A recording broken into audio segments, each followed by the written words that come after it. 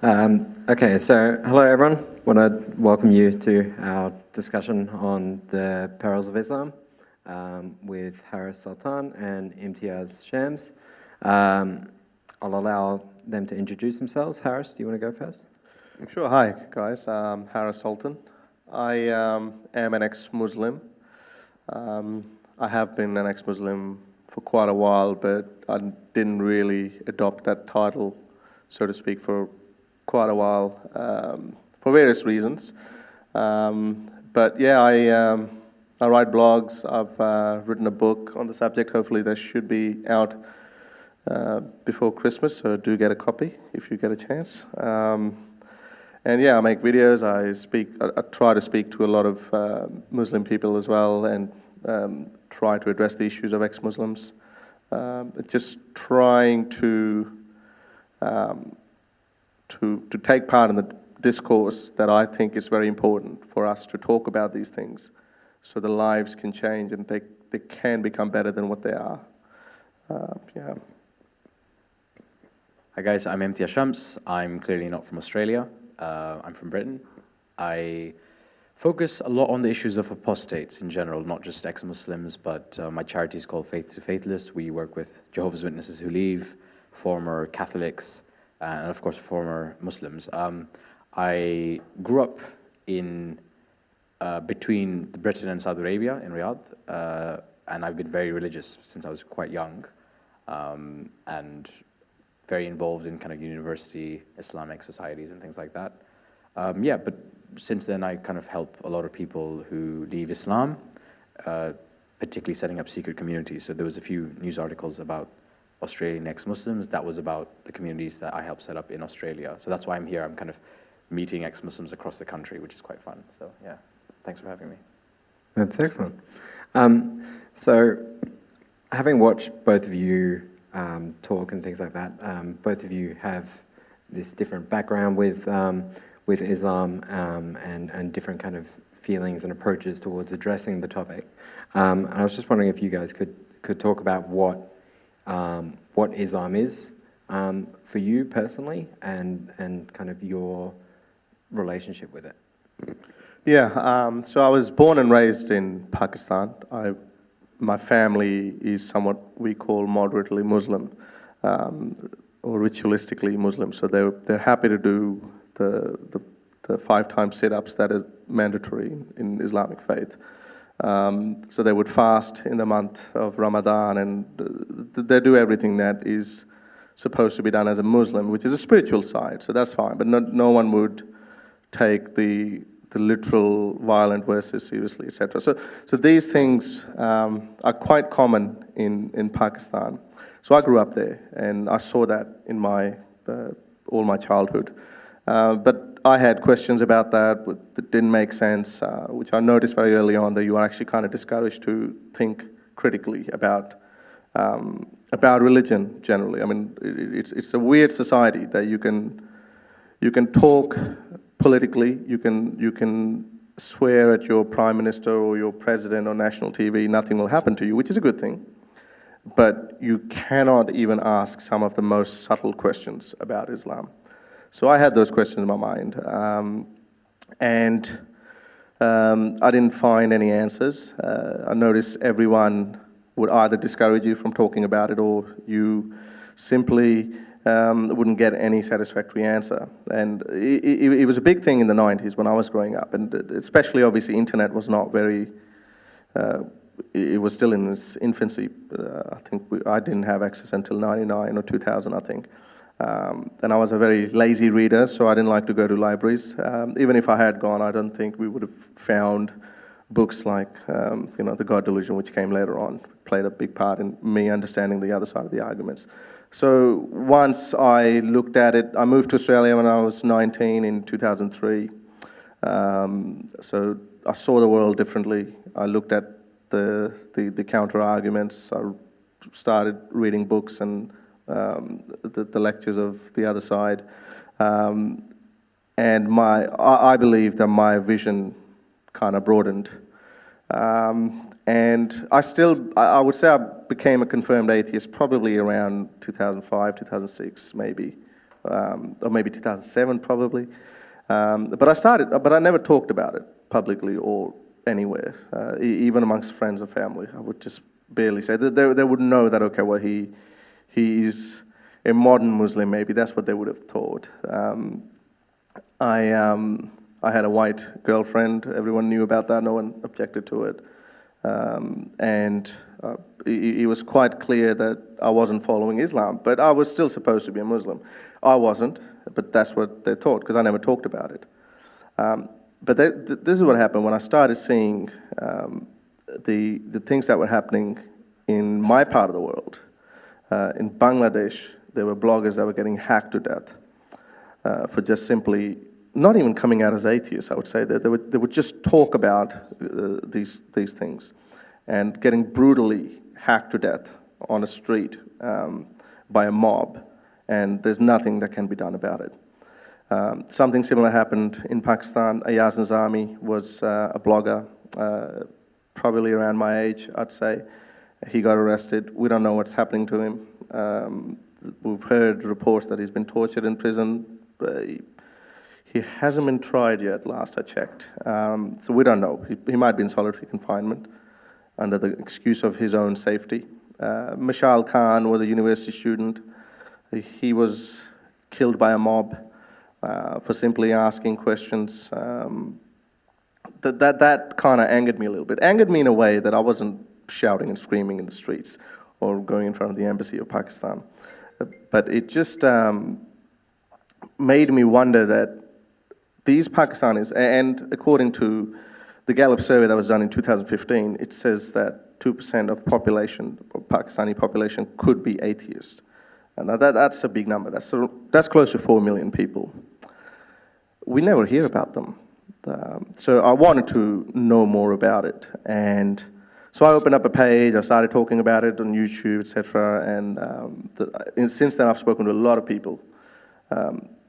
A lot of people I have seen have left Islam since then. And that's not really the goal. Like, I personally don't care. If someone wants to be a Muslim in their private life, fine, go ahead. But once religion becomes the very fabric of our society, I believe that is the biggest hurdle in progression. Technologically or moral-wise, that is a problem. So that's why I tend to talk about it, and that's how I see Islam, as just an outdated, backward ideology. So, for you, it sounds like it's mainly this system of beliefs rather than perhaps an institution or the scriptures themselves, but the beliefs that you once held that obviously you believe is important to question and things like that. So it's the belief system that is Islam to you? Well, it is a belief system. It's a set of rituals that you have to perform in order to be a prime candidate to enter this utopia that has been promised. But that's not where it ends, and that is the problem at this point of history only with Islam, that it doesn't remain just privately to people. To some extent it happens in the Western world as well. I mean, there was in George Bush's era, stem cell research was discouraged because they believed that you cannot play God, and if you research in that, you become a God. So again, religion showing that how it can be a hurdle in the way of progress. But in the Islamic world, it's not. It's worse than that. It's not just private beliefs and doing namaz, the prayers 5 times a day, or fasting. That's not all it is. It becomes a part of politics, and even some of the moderate Muslim countries have. You can see that it becomes. It gets heavily involved in that. So yeah, and I think that is a problem probably unique to Islam, or at least to that extent. Yeah, I mean, I think I agree on the points that the politicization of Islam that's built in somewhat, it's quite an important reason as to why it is the way it is today. I do see it in other religions as well, but they tend to be either seen as orthodox and on the fringes, or something like that. So, for example, Hasidic Jews in the UK create a lot of trauma and problems within their own communities, but they're, 100,000 people. I personally, I'm a little bit. I think religion is man-made. I think Islam is man-made, and so it can be anything, right? So as an atheist, agnostic, humanist, whatever you want to call it, religion is man-made, and it can become anything in that, from that position I take. My background is probably a little bit different to you, Harris, in some ways. I was always quite religious. My first book was Riyadh al-Salihin by Imam Nawawi, which is like a collection of hadith, like sayings of the Prophet, which are quite important within the Sunni faith and Shia faith. And that was when I was 7, and so I've been reading Islam, praying, all that since I was a kid. And my family is extremely religious and very kind of involved in religious activity, and they're really lovely people as well. So this is kind of an important. People often think religiosity is linked with being nasty people. It's just not how it works. It can create nasty behavior sometimes with the other, but it doesn't always mean that they're nasty people. So for me, I grew up with that environment. I was, I think, pushed to be educated about Islam, and I did that to myself. So, for example, the first words in the Quran are "Iqra bismi rabbika alladhi khalaq," which is read in the name of your Lord. Now, that's slightly problematic because it's read, which is good. You're searching for knowledge, but in the name of your Lord. So you kind of end up with this problem where you're searching for knowledge, but your knowledge search is with the lens of Islam, right? And everyone has questions. Like, if there's Muslims in the audience, we all have questions. People from the leftist political view will have questions. People on the right wing will have questions. That's not a problem. For me, what I found was the answers to my questions changed. So I'll give you an example. I remember reading about the story of Aisha, one of the wives of the Prophet, who was quite young when she was married, according to traditional Sunni scholarship. And I remember reading that as a kid. I was young as well. And I was like, whoa, that's a bit weird. Like, I'm a kid, she's a kid. Like, what the hell is happening there? But you can't process that as a kid, right? So you kind of ignore it. And as you get older, there's answers to that question. There's, actually puberty, Arab women in the desert hit puberty much earlier, or that was, or that's not actually the correct age, which is very difficult because orthodoxy is quite specific in how you do, how you interpret hadith, blah, blah, blah, blah, blah. And as I get older, I was like, wait a second, this is just not making sense, because within orthodoxy, which is where a lot of Muslims lie, you have to accept that. There's just not really a way around it unless you want to be quite academically dishonest or not a literalist. The problem is the Quran is the word of God, right? And the way that the hadith works and the Quran works, it's very similar to each other. So like mutawatir hadith, which is the highest level, it's basically the level of the Quran. It's not quite the same, but it's mass transmission, right? So you've got a real problem theologically where people believe something is the word of God perfectly, and that the hadith are extremely important, and the method to justify whether hadith are legit makes it the same level as the Quran. So then you're stuck, because if you've got views that differ from that, someone can always go back to that tradition and go, well, that's in the Quran, that's how it's interpreted by Orthodox scholars from time immemorial. How are you going to fight that, right? So my view on Islam is slightly different in some ways, where I think it can be changed, and I think historically it's been actually quite diverse.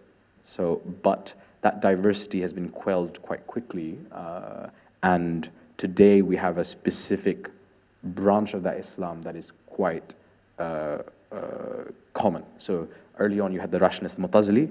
They were the rationalists. They were influenced by Greek philosophers, and they were saying stuff like, if logic is saying something that the Quran is not, you have to pick logic. That's a really, really different view to what a lot of Muslims will assume Muslims had said in the past. And the Mu'tazili were very early on, right? They were like in the earliest caliphs, like Ma'mun II made the Mu'tazili position the normal position for a while. Well, he jailed a whole bunch of people, and it was very bad. But like the Mihna, it was called the Inquisition.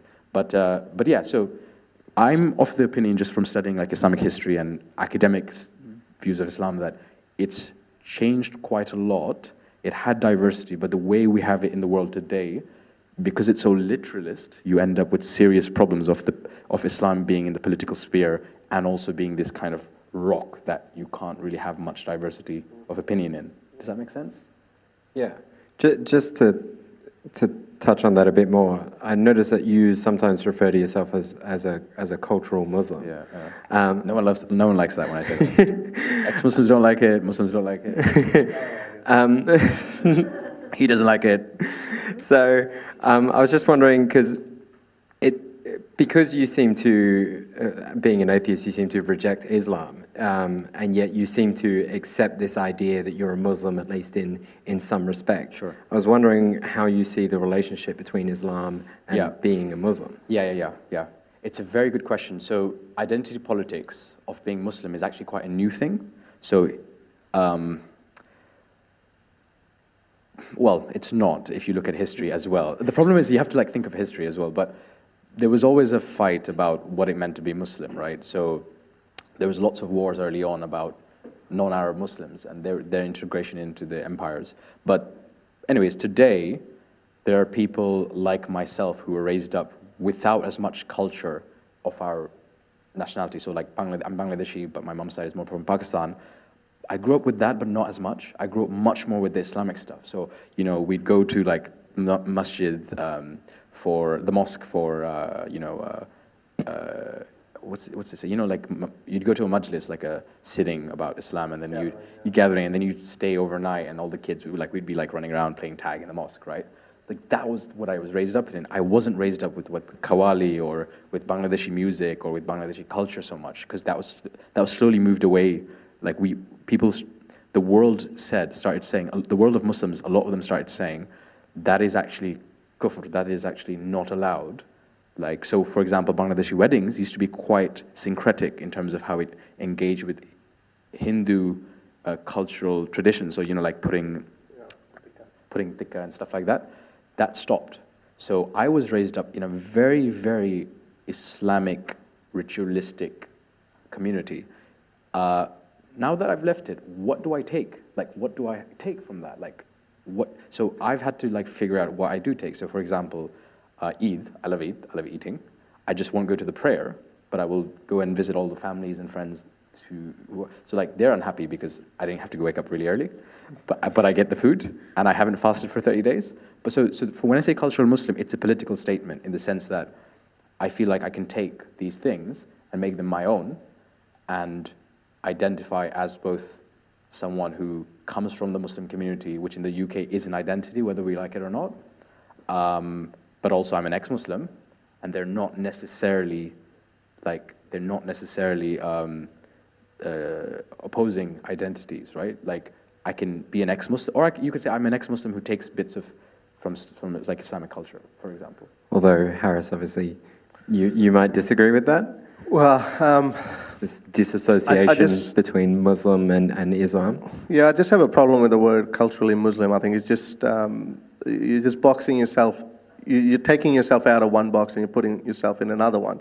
I personally don't even like to use the word ex-Muslim. As I said, I was an atheist for a very long time and I never used that. But now we have no choice but to use that to raise awareness. So that's why the title of ex-Muslim is very important. If there were not that many Muslims around, if we didn't have the pressure of so many family members and the local community that we're a part of, if we didn't have that problem, I probably wouldn't be using ex-Muslim, just like you wouldn't. I agree with you, actually. I don't like the word ex-Muslim. I think that the ex-Muslim word will die. It will die once Islam dies, which it might be a long journey. But I don't actually agree with that. I think the word ex-Muslim will die when it's acceptable to leave Islam. Yeah. Which doesn't have to have everyone leave Islam. It just means that Muslims need to really engage with apostasy laws. But by the way, if you need to take it, just tell me. But the cultural Muslim stuff for me is very similar to what you just said about ex-Muslim. It's a political statement, right? Yeah, but we don't need that. I think it reflects. I heard your point. I think it reflects what I feel. Yeah. Right? Just like I feel like ex-Muslims get treated like scum, which is why I identify as that label, even though I don't like labels. Does that make sense? So, most ex-Muslims will not have the same background as me because I grew up particularly in an Islamic community, in a really proper Islamic community, and where religion is everything, and that's the lens of how you see the world. So, it means, I guess, it means something for me in a way that it might not for every ex-Muslim. But that's why I use it, more because it's a political statement. Eventually, I'm not even going to say that, or ex-Muslim, right? I'm just going to be a humanist or whatever it is. Yeah. I'm going to be brown. I'm good at being brown. So, But yeah. Yeah, well, on the same note, like, I mean, I know that, I mean, I go to visit my family on Eid days as well, but I don't see that because Eid is an Islamic tradition, that's why I have to think that I am a culturally Muslim when I know everything in my body and my mind that stands for is against Islam. So I would say I'm culturally human, maybe. But Eid is not just a human activity, it's specifically an Islamic activity. No, but it has become a human activity. It is kind of like a gathering. I mean, do you have to be Christian now to take part in Christmas? No. I mean, we can have Christmas parties when, depending, you can go to the Christmas parties. You can exchange presents. You don't have to be even some of the more Orthodox Muslims take part in that. So what should they call themselves? I'm culturally Christian, but I'm a Muslim. I mean, it just doesn't. I have heard some people use the term culturally Christian, but they do. But that's because their family members are Christian. But I'm saying, like, if I have taken part in Christmas or exchanged gifts with someone, my partner is, for example, I mean, she's also an atheist, but she does the Christmas gifts exchange and everything. But I do that too. So does that make me a culturally Christian now? But I've got nothing to do with Christianity. Well, do we think that perhaps because of your background in Pakistan and you in London primarily, that you talked about the racism towards Muslims over there, whereas obviously in Pakistan it's the norm, so there's less of this need perhaps to hold on to this Muslim identity. Yeah. So perhaps for Imtiaz, it's this awareness that the Muslim community still need to sort of demand respect and fight out against this racism.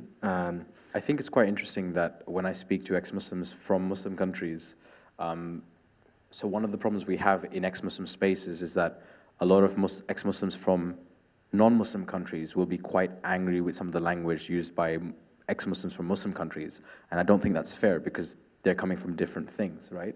So like if you come from a theocracy, like I grew up in Saudi Arabia, so I grew up in a theocracy, but I then grew up in the UK. In a theocracy, what Muslim means is very, very different, right, from what it means in like Australia or the UK. And identity politics changes quite a lot between these two places. So, for example, I remember there was a asylum seeker who's a Bangladeshi blogger who was running away, and he was saying a lot of stuff about how the Muslims are doing this and the Muslims are doing this in Bangladesh, and I was trying to, like, he was being quite angry about it and quite like negative, which makes sense because they're trying to kill him, someone is trying to kill him.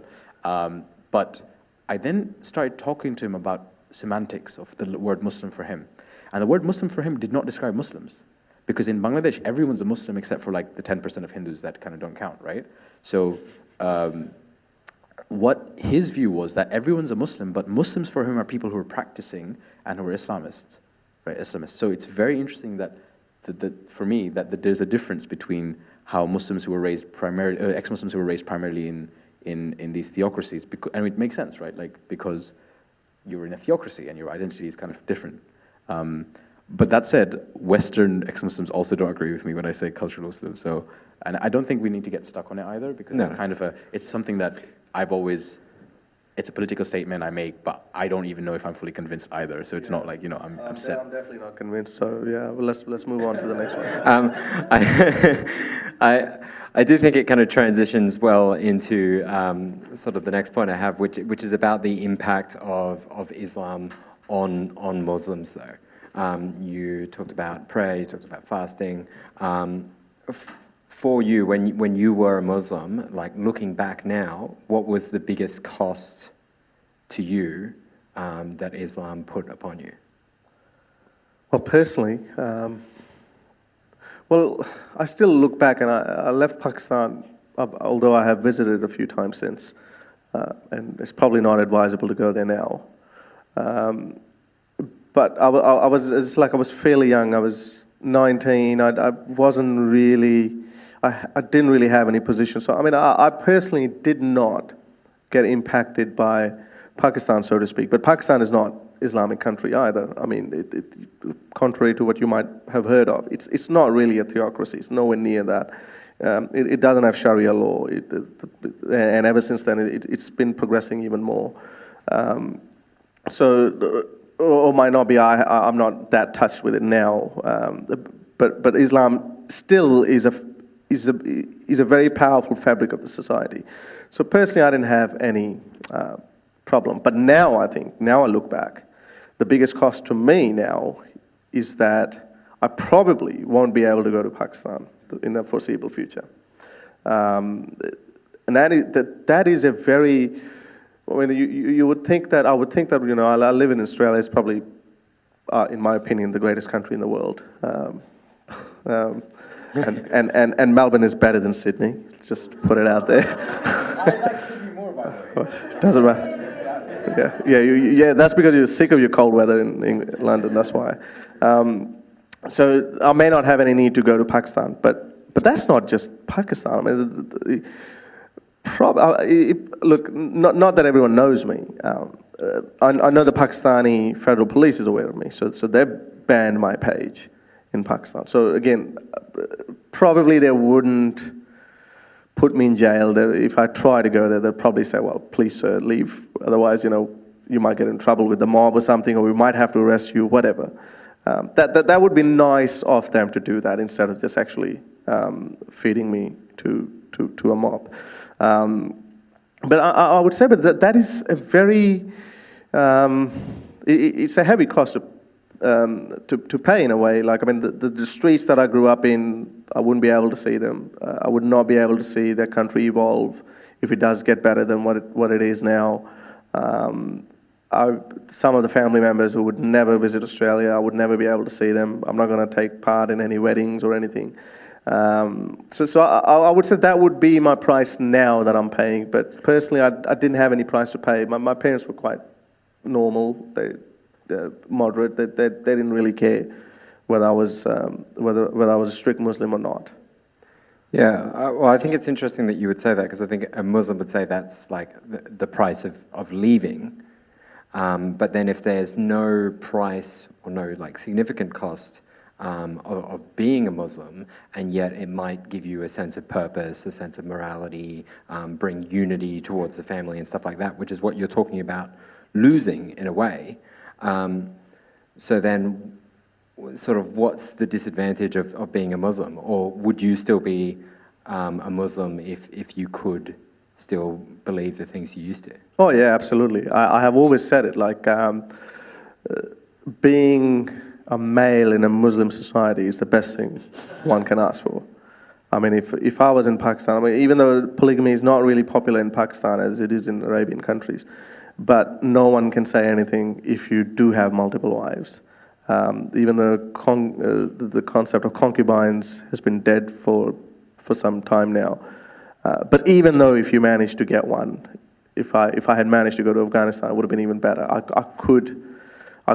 mean, it would have been great, you know, like I can have multiple wives, I can, you know, have all types of luxuries a man could dream for, although I don't dream of those things. I'm quite happy with my partner. It would have been great, but so I would have been a Muslim if I could only believe in it, but I don't buy that. I mean, it just goes against everything. Like if something doesn't make sense to you, there's nothing you can do about it. Yeah, I mean, it's very interesting for me when I come across, like you, like stories of other people who leave and why they leave and how it impacted them. I mean, it's a range, so you'll have, often when Muslim women leave Islam,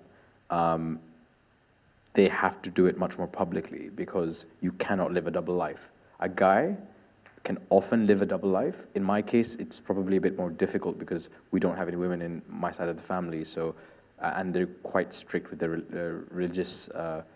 So, for example, men should avert their gaze. We can't wear shorts. You know, we've got to cover our own modesty as well, which people don't really know about. It's not the same thing as a hijab or something, but there's some rules there as well.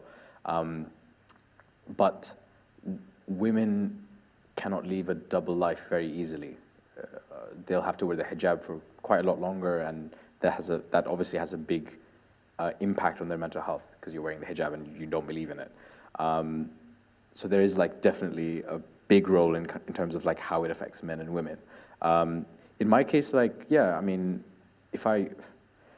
if I wouldn't be a Muslim just because, I wouldn't be a practicing Muslim just because it had an impact on how I saw the world. It had an impact on how I treated people, right? So I remember like growing up in school, I hate more than anything bullies, right? Really, really hate bullies. And growing up in school, there's 2 kids that were called fags by other people because they were quite sort of feminine as considered by society. And I used to like defend them. I'd be like, why are you, what are you doing? When I got older, they both came out as gay. They were actually gay. And I was like, oh man, if I for 1 minute have a problem with the fact that they're gay, and the position at the time was them being gay is fine, it's a test, as long as they don't act on it. But I was like, really, that's just homophobia. Like, that's just straight up homophobia, right? Like, if I think that I am a bully, and I couldn't square that circle, and the same thing applied to like so like, again, I'm not gay, I'm straight, but that was what I was thinking about. I'm also not a woman, but I was thinking about the fact that like it affects women in that way, and I'm part of that system, and like, as a guy, there's a lot of things you have over women, right? The women in my family are very strong people, but just theologically, you've got way more advantages over them, right? And so that was just very tricky for me. So I wouldn't be Muslim even if it was easy for me, just because it has an impact on how you think about the world. So people often bring up like Pascal's wager, like, oh, if you die and then God's in front of you, what about then? I'm like, well, it affects my day-to-day here, and I do know that I live a life right now, because I'm alive, I think, right? I don't know if there's life after death. So Pascal's wager actually makes more sense the other way around, where it affects my day-to-day today. I know that for a fact. It affects how I think. And also if God exists, I'll be like, what the hell are you doing? So it didn't make sense for me to stay Muslim, and I couldn't do it. And I don't wish people to leave Islam because it's so traumatic.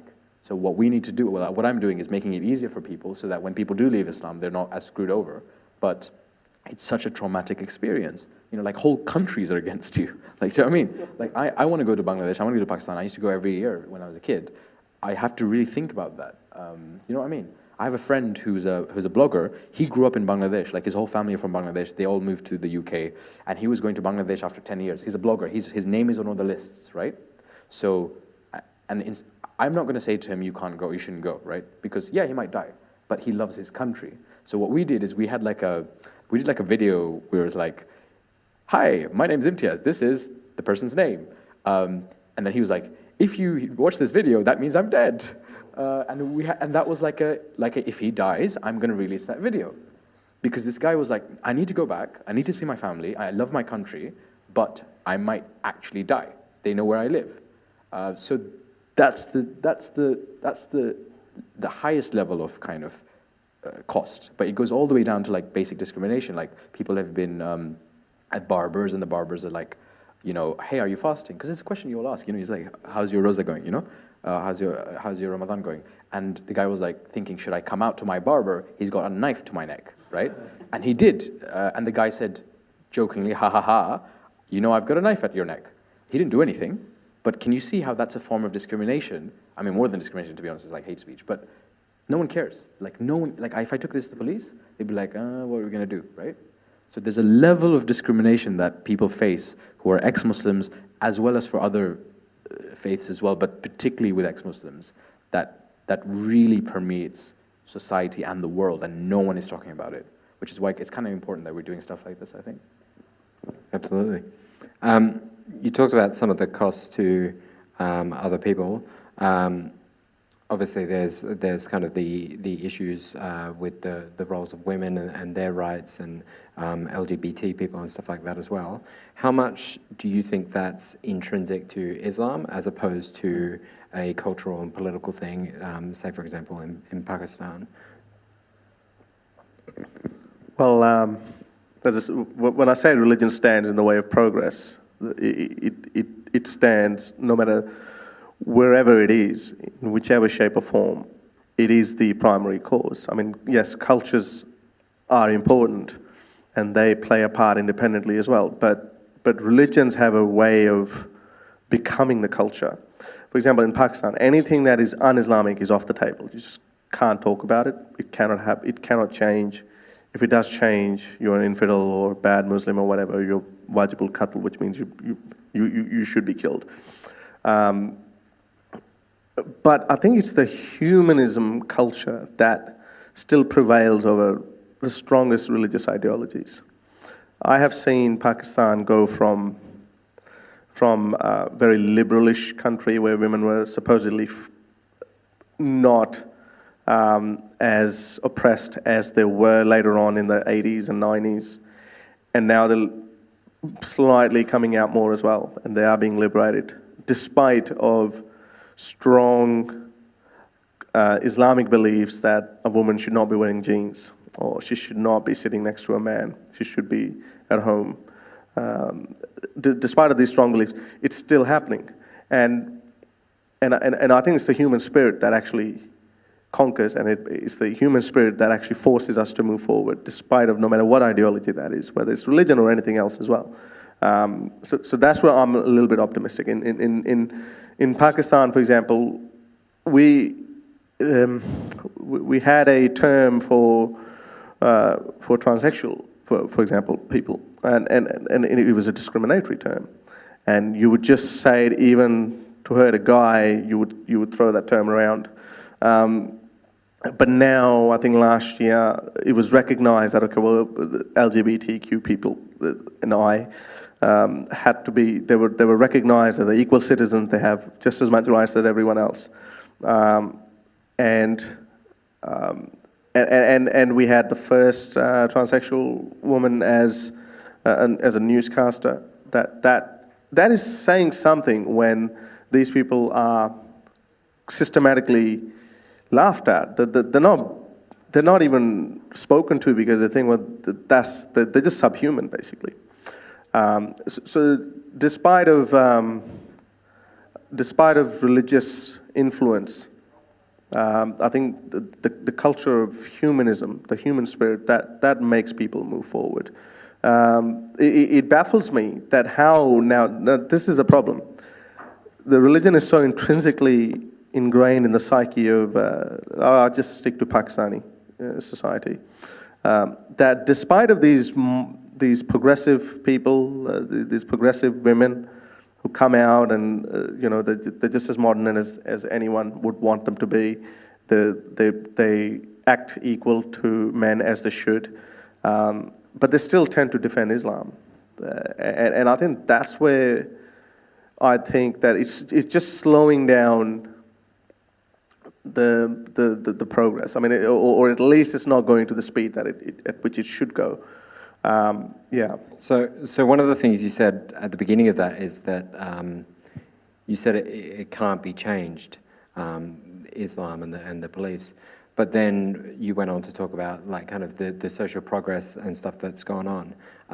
Some people would say that's an example of like reformation in Islam, and I don't know whether you would sort of agree with that, or whether you would call that kind of like a move away from Islam instead. Well, I'm not a fan of Islamic reform, so to speak, but I would take it. I would ideally like Islam gone altogether, but I know it's a fool's dream. But I am overly optimistic sometimes.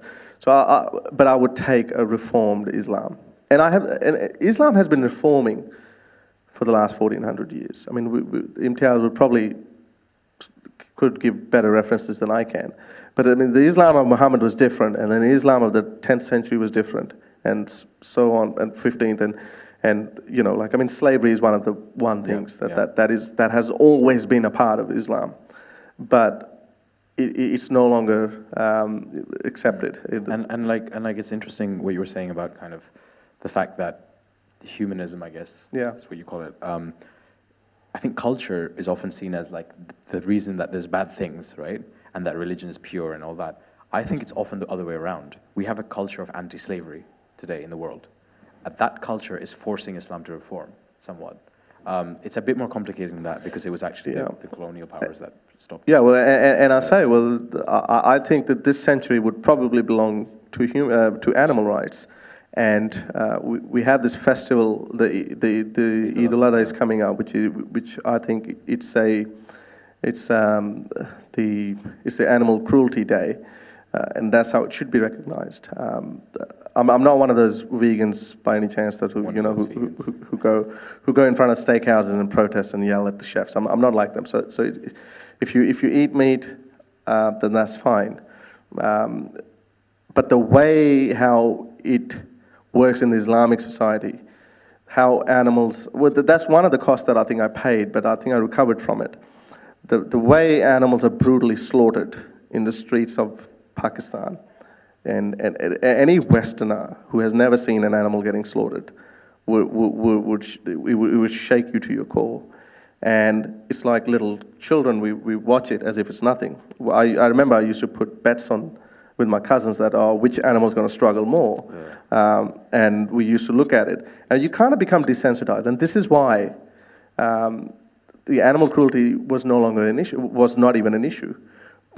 And I say that now, that unfortunately or fortunately, all the good things have been coming from West in the last few hundred years. And it was the Western culture that actually forced Islam to reform and get rid of slavery. I mean, it's no surprise that Saudi Arabia was the last country to get rid of slavery. Or maybe it was the second last country. The other one might have been Muslim too.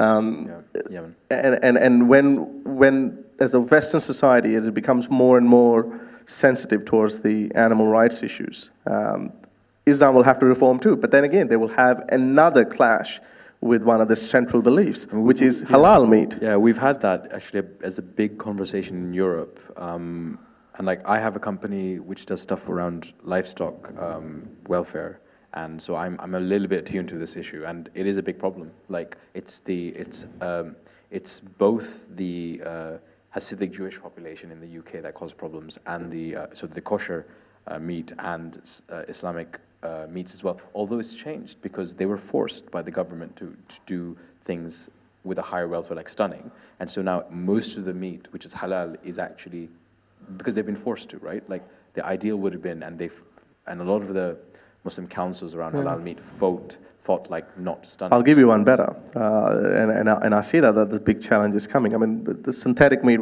I'm pretty excited about it, and let's see when it does come. What you would absolutely have no reason whatsoever to slaughter an animal or kill a living being so you can eat meat. I mean, if synthetic meat can be grown, we can just go and get synthetic meat. No one's hurt, no one's harmed, nothing. That's fine, and it's perfectly healthy. Let's just say, what are the Muslims going to do then?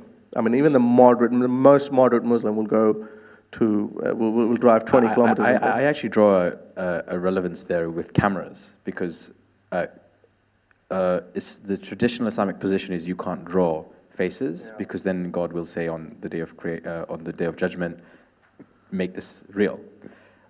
But when cameras happened, so if you look at a lot of the old pictures, people used to like block out the faces, or they just wouldn't take pictures with faces. It's really weird. Now, obviously, everyone's on Instagram. You're in Hajj, and you're like, here's a selfie. And the thing is that's because there were fatwas initially saying that this is banned, and then the kind of Islamic councils were like, hey, like this doesn't work because everyone's taking pictures anyways, and they kind of ended up having to shift. That's something that's not as moral as the question you're talking about, which is like animals. It would become moral for them, because, I mean, one thing we know about the Islamic scholars who give fatwas are the sole job is to demonstrate how good they are in mental gymnastics, how they can twist and turn the verses and the hadiths and somehow make it relevant and practical in today's world. I mean, as you said, image maker, I mean, the best argument that we're given, imagery is strictly prohibited. If I remember it correctly, one of the hadiths says that the gravest punishment is for those who are image makers. So how the scholars conquered that, or got rid of that problem, by saying, well, in a camera, you're not making an image, it's the camera that's making the image. So it's fine, go ahead with that. Now, I'm imagining how they would solve this halal meat problem. Well, the animal was technically not alive, so you don't have to slit someone's throat. I mean, there's no blood to drain.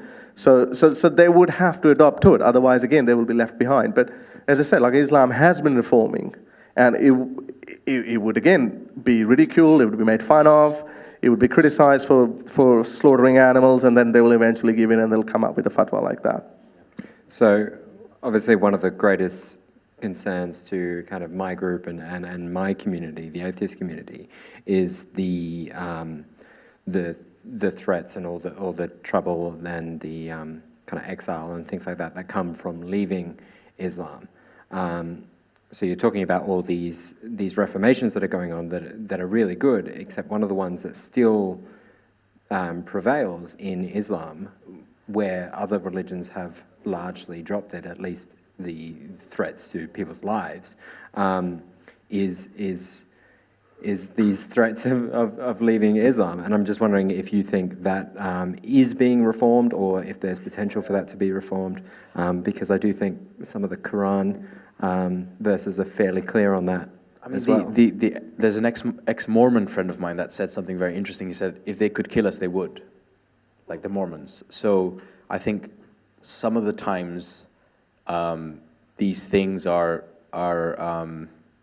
dependent on kind of the context of where you're at. So I've spent a lot of time working with, so I have a lot of Muslim friends, both quite well-known Muslims and just people from my own community.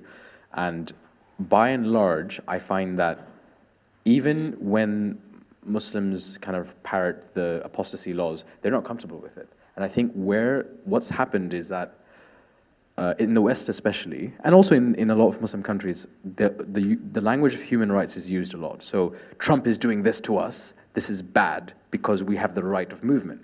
Or, you know, something like Islam is a religion of choice and peace. You can join it, no problem, it's great, you know? And when you're kind of using this kind of human rights language, the framework you're in does not allow you to kill apostates, right?